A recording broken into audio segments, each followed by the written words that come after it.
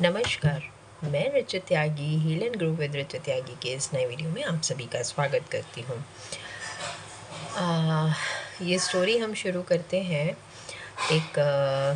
ये व्यक्ति की कहानी है जो बहुत समय से रेस्टोरेंट चलाता था और उसने अपने रेस्टोरेंट में चपाती यानी रोटी का प्राइस रखा हुआ था 1 रुपया पर चपाती। ऐसे ही वो लोगों से लिया करता था।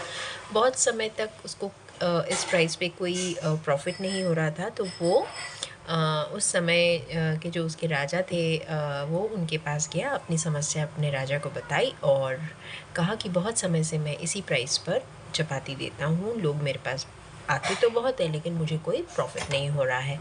तो राजा ने उसको कहा कि तुम ऐसा करो कि अपनी चपाती का प्राइस 20 रुपया कर दो। उसने कहा ठीक है।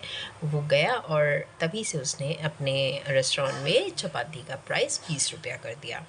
अब लोग उसके पास आते, चपाती का प्राइस देखते और मना करने लगते, जाने लगते कि हम इतना महंगा तुम्हारे यहाँ से नहीं खाएंगे।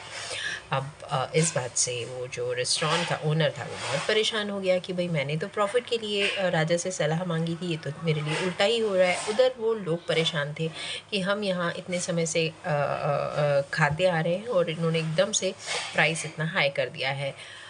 तो वो सभी राजा के पास गए, राजा तक ये बात पहुंची, तो राजा ने उस रेस्टोरेंट ओनर को बुलवाया।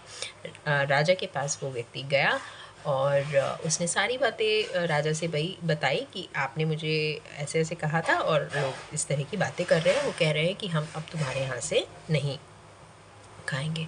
तो राजा ने फिर उसे सलाह दी। राजा ने कहा उस व्यक्ति से कि तुम जाके अभी अपनी जो चपाती का प्राइस है वो जस्ट हाफ कर दो, यानी कि 10 रुपये कर दो। तो वो व्यक्ति गया और उसने ऐसा ही किया। उसने अपने जो चपाती का प्राइस था वो 10 रुपया पर चपाती कर दिया।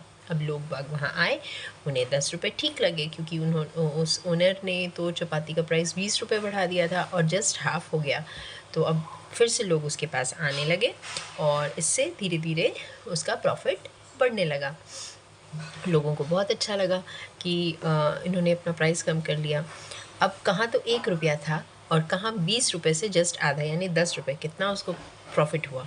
तो जो मॉरल ऑफ द स्टोरी है या जो इसका जो सार स्टोरी का निकल के आता है वो ये है कि अगर आप आउट ऑफ द बॉक्स जाके सोचेंगे, आउट ऑफ द बॉक्स अगर जाएंगे, थोड़ा सा क्रिएटिविटी लगाएंगे अपने थॉट प्रोसेस में, थोड़ा सा इनोवेशन करेंगे अपने काम पर, तो ज़रूर अगर आपको पहले प्रॉफिट नहीं मिल रहा था तो इनोवेशन के बाद धीरे धीरे आपको प्रॉफिट बढ़ने लगेगा, प्रॉफिट मिलने लगेगा।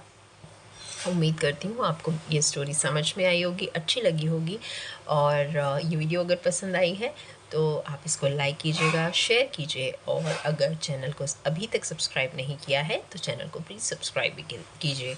अभी के लिए इतना ही, मिलते हैं नेक्स्ट वीडियो में बहुत जल्दी, तब तक के लिए नमस्कार।